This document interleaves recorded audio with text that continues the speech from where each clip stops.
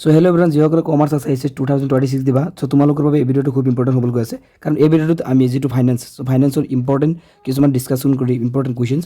চ' তোমালোকৰ এই ভিডিঅ'টো খুব ইম্পৰ্টেণ্ট হ'বলৈ গৈ আছে। তোমালোক কিতাপখন ওলাই লোৱা, মই মানে ইম্পৰ্টেণ্ট টপিকছবিলাক দেখাই দিম, ঠিক আছে। এইটো ভিডিঅ'ত সকলো কভাৰ কৰা নহ'ব, যিহেতু তোমালোক গুড 4টা আছে, মানে ইউনিট 4টা। চ' ইয়াৰ ভিতৰত মই ইউনিট 1হে আজি ডিছকাছ কৰিম, ঠিক আছে। চ' এনেকুৱা পাৰ্ট 1, পাৰ্ট 2, পাৰ্ট 4 এনেকুৱা টাইপৰ আহিব।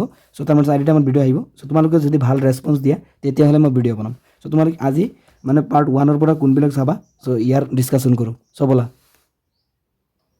প্ৰথম যিটো আছে তোমালোকৰ যে অধ্যায় 1, চ' ভাৰতীয় ৰিজাৰ্ভ বেংকৰ সংগঠনৰ পৰিচালনা। ইয়াৰ পৰা তোমালোক শ্বৰ্ট আৰু লং কিন্তু তোমালোক দেখাই দিম যে শ্বৰ্ট আৰু লং কোনখিনি চাবা, ঠিক আছে। চ' ব'লা চ' ইয়াৰ মাজতো মই এটা কথা ক'ব বিচাৰোঁ যে এইটো মোৰ কিতাপ চাইছা, হাইলাইটাৰ দি মই হাইলাইট কৰিছিলোঁ যেতিয়া মই পঢ়িছিলোঁ। এতিয়া চোৱা, তাৰমানে তোমালোকে যদি ফাইনেন্সত মানে ভাল মাৰ্কছ এটা পাব বিচাৰিছা, চ' ফাইনেন্সটো এনেকুৱাকৈ পঢ়িব লাগিব যাতে ফাইনেন্সৰ যিকোনো কুৱেশ্যন দিলে যাতে পাৰোঁ। চ' তাৰ বাবে কি কৰিব লাগিব, একদম খাই পেলাব লাগিব, মানে কিতাপটো এনেকুৱাকৈ পঢ়িব লাগিব যাতে খাই পেলোৱাৰ নিচিনা। চ' এনেকুৱা একদম পূৰা আঁচটানি আণ্ডাৰলাইন কৰি তোমালোকে ভালকৈ মুখস্থ কৰিবা। এতিয়া বোলা আমি অনুশীলনত যাওঁ। অনুশীলনৰ তোমালোক 1 মাৰ্কছৰ কুৱেশ্যনবিলাক চোৱা যে ভাৰতীয় ৰিজাৰ্ভ বেংক আইন কেতিয়া গৃহীত হৈছিল, 1934। চ' ভাৰতীয় ৰিজাৰ্ভ বেংক কেতিয়া প্ৰতিষ্ঠা কৰা হৈছিল, 1935 1 এপ্ৰিল। তাৰপিছত ভাৰতীয় ৰিজাৰ্ভ বেংক কেতিয়া ৰাষ্ট্ৰীয়কৰণ কৰা হৈছিল, 1948। ভাৰতীয় ৰিজাৰ্ভ বেংকৰ গভৰ্ণৰ কাৰ্যকাল কিমান, 5 বছৰ। ভাৰতীয় ৰিজাৰ্ভ বেংকৰ ডেপুটি গভৰ্ণৰ কাৰ্যকাল কিমান, 5 বছৰ। ভাৰতীয় ৰিজাৰ্ভ বেংকৰ কেইখন স্থানীয় পৰিষদ আছে, 4খন। চ' এই শ্বৰ্ট কুৱেশ্যন গোটেইখিনি চাবা, আৰু এই শ্বৰ্ট কুৱেশ্যনবিলাক তাৰমানে কি এবাৰ চালেই হৈ যাব। এবাৰ এইটো মই ভিডিঅ' দেখাই আছোঁ, দেখুওৱাৰ লগে লগে তোমালোকে চাগে মুখস্থ হৈ গৈছে। ত' এনেকুৱা টাইপৰ আৰু তাৰপিছত তোমালোকে যিহেতু 2024 আৰু 2025 ইয়াৰ পৰা কুৱেশ্যন অহা নাই, চ' তাৰমানে এইবাৰ আহিব পাৰে। তোমালোকে এই লং কুৱেশ্যনটো চাই থৈ দিবা যে ভাৰতীয় ৰিজাৰ্ভ বেংকৰ সংগঠনৰ পৰিচালনাৰ বিষয়ে বৰ্ণনা কৰা। এইটো 8 মাৰ্কছো আহিব পাৰে বা 6 মাৰ্কছো আহিব পাৰে, তোমালোকে চাব পাৰা এই কুৱেশ্যনটো। এবাৰ ৰিডিং মাৰি হ'লেও চাই থৈ দিবা। যদি ভাৰতীয় ৰিজাৰ্ভ বেংকৰ সংগঠনৰ পৰিচালনাৰ বিষয়ে আহে, চ' তোমালোকে সাৰাংশৰ পৰা লিখি দিবা। চ' কিছুমানে কৈ আছিল সাৰাংশৰ পৰা লিখিলে ছাৰ ফুল মাৰ্কছ দিয়া নাই, চ' আৰামছে পাই যাবা। সাৰাংশৰ পৰা তোমালোকে লিখিলেও ফুল মাৰ্কছ পাই যাবা, ঠিক আছে। আৰু কথাটো হ'ল বেংকিং মানে অৰ্থাৎ ফাইনেন্সটো তোমালোকৰ মানে কি মেকিং কৰি লিখিলেও মাৰ্কছ দিয়ে। চ' তাৰমানে তোমালোকে মেকিং কৰিব পাৰা, ন' টেনশ্যন। এইটো যিটো আছে তোমালোকৰ ভাৰতীয় ৰিজাৰ্ভ বেংক প্ৰতিষ্ঠাৰ মূল উদ্দেশ্যসমূহ তলত উল্লেখ কৰা হ'ল। 2 বা 3টা মান উদ্দেশ্য চাই থৈ দিবা তোমালোকে। আমাৰ দেশৰ মুদ্ৰা আৰু ঋণ ব্যৱস্থা পৰিচালনা কৰা, টকাৰ আভ্যন্তৰীণ মূল্য আৰু বাহ্যিক মূল্য সুস্থিৰ ৰখা। তাৰপিছত 3 নম্বৰ, আমাৰ দেশৰ বেংকিং খণ্ডৰ সুষম আৰু প্ৰৌদ্যোগিকত উন্নয়নৰ কাম, ৰাজহুৱা ঋণ ব্যৱস্থাৰ সঠিকভাৱে পৰিচালনা কৰা। মানে 4টামান 5টামান চাই থৈ দিবা। এইটো মানে 2 মাৰ্কছৰ বাবে বা 3 মাৰ্কছৰ বাবে চাই থৈ দিবা। তাৰপিছত আহিলোঁ আমি অধ্যায় 2, ভাৰতীয় ৰিজাৰ্ভ বেংকৰ কাৰ্য। ইয়াৰ পৰা তোমালোকে 1 মাৰ্কছৰ 2 মাৰ্কছৰ আৰু তোমালোকে লং কুৱেশ্যন কোনটো চাবা দেখাই দি আছোঁ। ইয়াৰ পৰা তোমালোক শ্বৰ্ট কুৱেশ্যন যে কোন চনত ভাৰতীয় ৰিজাৰ্ভ বেংক নোট প্ৰৱৰ্তনৰ সমানুপাতিক সংৰক্ষণ ব্যৱস্থা গ্ৰহণ কৰি আহিছে। চ' এইটো হ'ব 1975 ন। তাৰপিছত 2 নম্বৰটো কোন চনত ভাৰতীয় ৰিজাৰ্ভ বেংক নোট প্ৰৱৰ্তনৰ ন্যূনতম সংৰক্ষণ ব্যৱস্থা গ্ৰহণ কৰিছে, 1957। চ' এই যিটো শ্বৰ্ট কুৱেশ্যন দুটা। তাৰপিছত ভাৰতীয় ৰিজাৰ্ভ বেংকৰ 2টা কাৰ্য, এইটো চাই থৈ দিবা। তাৰপিছত লগতে তোমালোকে ইয়াত মানে কথাটো হ'ল কি, ইয়াৰ পৰা কিন্তু 2024 আৰু 25 মানে কুৱেশ্যন অহা নাই। চ' তাৰমানে এই ইউনিট যিটো আছে আমাৰ অধ্যায়টো মানে ভেৰি ইম্পৰ্টেণ্ট। ইয়াৰ পৰা তাৰমানে আমি এবাৰ হ'লেও ৰিডিং মাৰিব লাগিব, ঠিক আছে। যিকোনো এনচাৰবিলাক ৰিডিং মাৰিম। চ' ইয়াত মোৰ মতে ভেৰি ইম্পৰ্টেণ্টটো ভাৰতীয় ৰিজাৰ্ভ বেংকৰ পৰম্পৰাগত কাৰ্য যিটো আছে। 1 নম্বৰত মুদ্ৰা নোট প্ৰৱৰ্তন, 2 নম্বৰত বেংক, তাৰপিছত তোমালোকৰ চৰকাৰৰ বেংক, এইবিলাক তোমালোকে বৈদেশিক মুদ্ৰাৰ এইবিলাক তোমালোকে পইণ্টবিলাক চাই থৈ দিবা।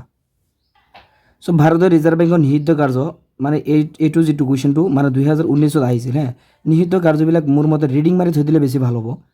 আৰু ইম্পৰ্টেণ্ট মইতো কৈছোঁৱে যে ইয়াৰ পৰা বেছি তোমালোকে গুৰুত্ব কোনটো দিবা, প্ৰায়ৰিটিও যে ভাৰতীয় ৰিজাৰ্ভ বেংক পৰম্পৰাগত কাৰ্য। চ' তাৰ বাহিৰেও যদি তোমালোকৰ সময় আছে, চ' তোমালোকে মানে এই যিটো নিষিদ্ধ কাৰ্য আৰু লগতে তোমালোকৰ তত্ত্বাৱধায়ক কাৰ্য তাৰমানে চাই থৈ দিবা। কিহৰ কাৰণে কৈছোঁ, যিহেতু 2024 আৰু 25 ইয়াৰ পৰা কুৱেশ্যন অহা নাই। চ' তাৰমানে এই ইউনিট এইবাৰ কিন্তু বেছি ফ'কাছ দিব। চ' তাৰমানে বুজিয়ে পাইছা মোৰ কথাটো তোমালোকে, সেইকাৰণে চাব লাগিব। তাৰপিছত আহিলোঁ ভাৰতীয় ৰিজাৰ্ভ বেংকৰ ঋণ নিয়ন্ত্ৰণ কৌশল। চ' ইয়াৰ পৰা তোমালোকে ঋণ নিয়ন্ত্ৰণ কাক বোলে এইটোতো চাবই লাগিব, ঋণ নিয়ন্ত্ৰণ কি। চ' ইয়াৰ উত্তৰখিনি তোমালোকে কোনখিনি লিখিবা চোৱা, 18 পেজ। ঋণ নিয়ন্ত্ৰণৰ অৰ্থ হ'ল বাণিজ্যিক বেংকৰ ঋণ বা ঋণৰ কাৰ্যকলাপ নিয়ন্ত্ৰণ কৰা। তাৰপিছত এইটো যিটো লাইন আছে যে ঋণ নিয়ন্ত্ৰণ হৈছে ভাৰতীয় ৰিজাৰ্ভ বেংকে বাণিজ্যিক বেংকৰ ঋণ প্ৰদানৰ কাৰ্যকলাপ নিয়ন্ত্ৰণৰ বাবে গ্ৰহণ কৰা আহিলা। ইয়াৰ লক্ষ্য হৈছে মুদ্ৰাৰ অসুবিধাসমূহ কম কৰা আৰু সুবিধাসমূহ সৰ্বাধিক কৰা। চ' এইখিনি লৈ গ'লে হৈ যাব। তাৰপিছত চোৱা এইটো যিটো আছে ঋণ নিয়ন্ত্ৰণ পদ্ধতি, এই ঋণ নিয়ন্ত্ৰণ মেথডছ অফ ক্ৰেডিট কণ্ট্ৰলছ, ইয়াৰ পৰা তোমালোকে দুটা পদ্ধতি আছে। চ' এটা হ'ল পৰিমাণগত আৰু এটা হ'ল গুণগত। চ' গুণগত ঋণ নিয়ন্ত্ৰণ পদ্ধতি কৌশলটো 2025 আহিছিল 2025 আহিছিল। চ' এইটো এবাৰ চাব নালাগে। তোমালোকে যিটো পৰিমাণগত ঋণ নিয়ন্ত্ৰণ কৌশল, ইয়াৰ বিষয়ে তোমালোকে চাই থৈ দিবা যিটো তোমালোকে পৰিমাণগত ঋণ নিয়ন্ত্ৰণ কৌশল চাব কৈছোঁ, ইয়াত তোমালোকে চোৱা 1 নম্বৰত যিটো বেংকৰ হাৰ আছে। চ' বেংকৰ হাৰটো কেতিয়াবা 2 মাৰ্কছৰ কাৰণেও কিন্তু কুৱেশ্যন আহি যায় যে বেংকৰ হাৰ কি বা বেংকৰ হাৰ কাক বোলে। চ' 2 মাৰ্কছৰ কাৰণে হৈ যাব। তোমালোকে যদি লং কুৱেশ্যনটো চোৱা তেনেহ'লে তোমালোকৰ 2 মাৰ্কছ আৰু 6 মাৰ্কৰ কাৰণে আৰামছে হৈ যাব। চ' এইটো কুৱেশ্যনটো বেছি ইম্পৰ্টেণ্ট চাব লাগিব। এইটো ইউনিটৰ তোমালোকৰ যিটো 2 মাৰ্কছৰ কুৱেশ্যনবিলাক যে আছে, ইয়াৰ পৰা কিন্তু তোমালোকৰ মানে কি আহিব পাৰে। চ' এইটো ক্ৰেডিট ৰেচনিং কি, এই কুৱেশ্যনটো ইম্পৰ্টেণ্ট আছে। চ' ইয়াৰ পৰা বেংকৰ ৰেট যিটো আছে, চ' এইটো কিন্তু 2025 আহিছিল। চ' ইয়াৰ এইবাৰ অহাৰ খুব চান্স কম। নগদ সংগ্ৰহ অনুপাত এইটো আৰু লগতে ক্ৰেডিট ৰেচনিং কি, এইটো তোমালোকে চাবা। তাৰপিছত আহিলোঁ অধ্যায় 4, ভাৰতীয় অৰ্থনৈতিক উন্নয়নত ভাৰতীয় ৰিজাৰ্ভ বেংকৰ ভূমিকা। চ' এইটো চাওক কি, ইয়াৰ পৰা কি ইম্পৰ্টেণ্ট চাব লাগিব। ইয়াৰ পৰা এই ফুল ফৰ্মটো চাই থৈ দিবা, export credit and guarantee corporations, ECGC full মিনিংটো তোমালোকে এইটো চাবা ইম্পৰ্টেণ্ট আছে। তাৰপিছত export import bank, EXIM bank. So' মানে এই ফুল ফৰ্মটো চাবা, export credit and guarantee corporations. তাৰপিছত লং কুৱেশ্যনৰ কাৰণে যিটো সমবায় বেংকসমূহক বিত্তীয় সাহায্য প্ৰদান কৰা, এইটোৰ বিষয়ে কিন্তু এটা প্ৰিবৰ্ডত আহিছিল। চ' তাৰ মানে কি এই কুৱেশ্যনটো তোমালোকে মানে প্ৰায়ৰিটি দিব লাগিব। এই কুৱেশ্যনটো ইম্পৰ্টেণ্ট আছে, চাব লাগিব সমবায় বেংকসমূহক এইটো মানে এবাৰ ৰিডিং মাৰি থৈ দিবা। এইটো লং কুৱেশ্যন বা 3 মাৰ্কছৰ আহিব পাৰে। ডাইৰেক্ট তোমালোকে অনুশীলনীত আহি যোৱা, অতি চমু প্ৰশ্ন উত্তৰ যে কোন চনত IDBI স্থাপন কৰা হৈছিল, 1964 চনত। তাৰপিছত ভাৰতীয় credit guarantee corporations of India limited কোন চনত প্ৰতিষ্ঠা কৰা হৈছিল, এইটো হ'ব 1971। তাৰপিছত কোন চনত আঞ্চলিক গ্ৰাম্য বেংক স্থাপন কৰা হৈছিল, এইটো হ'ব 1975। তাৰপিছত কৃষি পুনৰ্বৃত্ত আৰু উন্নয়ন নিগম কোন চনত স্থাপন কৰা হৈছিল, ইয়াৰ গোটেইখিনি আমি চাম, কাৰণ যিহেতু শ্বৰ্ট কুৱেশ্যন ইম্পৰ্টেণ্ট দিয়া খুব কঠিন। শ্বৰ্ট কুৱেশ্যন আমি গোটেইখিনি চাম। শ্বৰ্ট কুৱেশ্যন মুখস্থ কৰিব বেছি সময় নালাগে, তোমালোকে চাব পাৰিবা এতিয়া কথাটো হ'ল এইটো এনচাৰ জানা নেকি তোমালোকে, কমেণ্ট বক্সত জনোৱাচোন আৰু লাগিলে মই দেখাই দি আছোঁ। এইটো চোৱা, 1 জুলাই তাৰমানে 1963 তাৰিখে কৃষি পুনৰ্বৃত্ত নিগম স্থাপন কৰা হৈছিল। তাৰপিছত 1975 চনত এই প্ৰতিষ্ঠানটোৰ নাম কৃষি পুনৰ্বৃত্ত আৰু উন্নয়ন নিগম ৰখা হয়। চ' এইটোৱে চনটো ইম্পৰ্টেণ্ট আছে। 2 মাৰ্কছৰ যিহেতু মই গোটেইখিনি চাব গৈছোঁ, 1 মাৰ্কছৰ 2 মাৰ্কছৰ, তথাপিও মানে যিখিনি দেখাইছোঁ মই এই ভিডিঅ'টোত এইখিনি চাবা আগতে। দুটা অগ্ৰাধিকাৰ খণ্ডৰ নাম লিখা, যদি সোধে তো কৃষি আৰু শিক্ষা লিখি দিবা, ঠিক আছে। এতিয়া আমি লং কুৱেশ্যন আলোচনা কৰোঁ। যিহেতু ইয়াৰ পৰা 2024 আৰু 25 লং কুৱেশ্যন অহা নাই, চ' এইবাৰ আহিব পাৰে। চ' এই লং কুৱেশ্যনটো যিটো আছে ভাৰতীয় ৰিজাৰ্ভ বেংকৰ প্ৰৱৰ্তনমূলক ভূমিকা, এইটো তোমালোকে চাব পাৰা যিহেতু তোমালোকে বুজিয়ে পাইছা মই কি কৈছোঁ। 24 আৰু 25 কিন্তু ইয়াৰ পৰা অহা নাই, চ' তাৰমানে এইবাৰ আহিব পাৰে। তোমালোকে লং কুৱেশ্যনটো চাবা, লং কুৱেশ্যন চালে এইটো চাবা। তাৰপিছত অধ্যায় 5 উন্নয়ন বিত্তীয় প্ৰতিষ্ঠান, ইয়াৰ পৰা আমি আলোচনা কৰোঁ ইম্পৰ্টেণ্ট কুৱেশ্যন। চ' তাৰ আগতে তোমালোকে চাই লোৱা এইটো যে IFCIৰ যদি তোমালোকৰ ফুল ফৰ্মটো সুধি দিয়ে, IFCIৰ এইটো তোমালোকে লিখিবা industrial finance corporation of India, এইটো চাই থৈ দিয়া। তাৰপিছত ওপৰত যিটো পেৰেগ্ৰাফ আছে, ৰাজ্যিক বিত্তীয় নিগম 1951 আৰু ইয়াৰ ফুল ফৰ্মটো ষ্টেট ফাইনেন্সিয়েল কৰ্পৰেশ্যনছ SFC। চ' এইবিলাক চাবা, ইয়াৰ পৰা কিন্তু 100% ইয়াৰ পৰা কিন্তু এটা কুৱেশ্যন সুধিবই, শ্বৰ্ট ফৰ্ম বা তোমালোকৰ চন এটা সুধিবই। ৰাজ্যিক ঔদ্যোগিক উন্নয়ন নিগম 1956, ষ্টেট ইণ্ডাষ্ট্ৰিয়েল ডেভেলপমেণ্ট কৰ্পৰেশ্যনছ SIDৰ ফুল ফৰ্ম সুধিব পাৰে, মানে ইয়াৰ পৰা চাবাই। আৰু নাবাৰ্ডটো very important, NABARD national bank for agriculture and rural development, NABARD 1982, ৰাষ্ট্ৰীয় কৃষি গ্ৰাম্য উন্নয়ন ইনটু 1982। ইয়াৰ পৰা এই তিনিটাই চাবা আৰু যিটো দেখাইছোঁ এইটো। তাৰপিছত যিটো নেক্সট টপিক আছে আমাৰ যে ভাৰতীয় ঔদ্যোগিক বিত্ত নিগম লিমিটেড ইণ্ডাষ্ট্ৰিয়েল IFCI, ইয়াৰ পৰা কিন্তু 2024 কুৱেশ্যন সুধিছিল তথাপিও যিহেতু সুধিছিল, তথাপিও আমি শ্বৰ্ট কুৱেশ্যন কিন্তু চাম, ৰিস্ক নলওঁ আমি গোটেইখিনি পঢ়িম লাগিলে, ৰিস্ক নলওঁ। ভাৰতীয় ঔদ্যোগিক বিত্ত নিগম হ'ল ভাৰতবৰ্ষৰ প্ৰথমটো উন্নয়ন বেংক কোনটো, যে ভাৰতীয় ঔদ্যোগিক বিত্ত নিগম, এইটো তোমালোকে চাবা। লগতে এই পেৰাগ্ৰাফটো চাবা। আৰু ইয়াৰ মুখ্য কাৰ্যালয়টো হৈছে দিল্লীত 4টা আঞ্চলিক কাৰ্যালয় আছে আকৌ, মুম্বাই, চেন্নাই, কানপুৰ, কলকাতাত অৱস্থিত। তাৰপিছত ভাৰতীয় ঔদ্যোগিক বিত্ত নিগমৰ উদ্দেশ্যসমূহ 2024 আহিছিল। এতিয়া কথাটো হ'ল 2024 কুৱেশ্যন কিন্তু আমি স্কিপ কৰিব নোৱাৰোঁ, যিহেতু 1 বছৰ আগৰটো নাহে। চ' তাৰমানে আমি 2025 নাচালেও চলিব, কিন্তু 2024 আমি চাব লাগিব, অলপ হ'লেও চাব লাগিব তো এইটো যিটো 2024 আহিছিল অলপ টাচ দি হ'লেও থৈ দিবা তোমালোকে।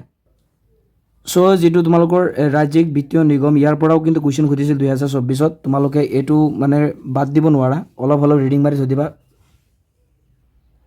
যিটো তোমালোকৰ ৰাজ্যিক ঔদ্যোগিক উন্নয়ন নিগম ইয়াৰ পৰা কিন্তু কুৱেশ্যন সোধা নাই এবাৰো সোধা নাই 2024-25 এবাৰো সোধা নাই চ' এবাৰ সুধিব পাৰে ঠিক আছে এইটো চাই থৈ দিবা তোমালোকৰ লগতে মই এটা কথা কৈ দিওঁ যিহেতু উদ্দেশ্যবিলাক চাবা লগত এতিয়া চোৱা এতিয়া মই যদি কওঁ যে এইটো ইউনিটৰ পৰা কোনটো বেছি ইম্পৰ্টেণ্ট তেনেহ'লে নাবাৰ্ডটো এইবাৰ সুধিব পাৰে কিহৰ কাৰণে যিহেতু 24-25 সোধা নাই চ' এইবাৰ নাবাৰ্ড এইবাৰৰ কাৰণে ইয়াৰ ইউনিটৰ পৰা ভেৰি ইম্পৰ্টেণ্ট নাবাৰ্ড চ' নাবাৰ্ডটো তোমালোকে চাবা নাবাৰ্ডৰ উদ্দেশ্যসমূহ চাবা চ' নাবাৰ্ডৰ উদ্দেশ্যসমূহ ইজি আছে চ' নাবাৰ্ডৰ মুখ্য কাৰ্যালয় মুম্বাইত অৱস্থিত এই কুৱেশ্যনটো কিন্তু হেৰি আছে শ্বৰ্ট কুৱেশ্যনত সুধি দিব পাৰে সমগ্ৰ ভাৰতবৰ্ষত ইয়াৰ শাখা আছে কিন্তু নাবাৰ্ডৰ মুখ্য কাৰ্যালয়টো মুম্বাইত তাৰপিছত নাবাৰ্ডৰ উদ্দেশ্যসমূহ কাৰ্যৱলীসমূহ ঠিক আছে কাৰ্যৱলীসমূহ কিন্তু আকৌ 20ত আহিছিল চ' যিহেতু শ্বৰ্ট কুৱেশ্যন অলৰেডি ডিছকাছ কৰিছোঁৱেই কোন চনত ভাৰতীয় ঔদ্যোগিক বিত্ত নিগম প্ৰতিষ্ঠা কৰা হৈছিল তাৰপিছত কোন চনত নাবাৰ্ড প্ৰতিষ্ঠা কৰিছিল এইবিলাক আগতেই ডিছকাছ কৰি আহিলোঁ ভিতৰতেই তোমালোকে এই কুৱেশ্যনবোৰ চাব লাগিব নাবাৰ্ডৰ সম্পূৰ্ণ ৰূপ SFCৰ সম্পূৰ্ণ ৰূপ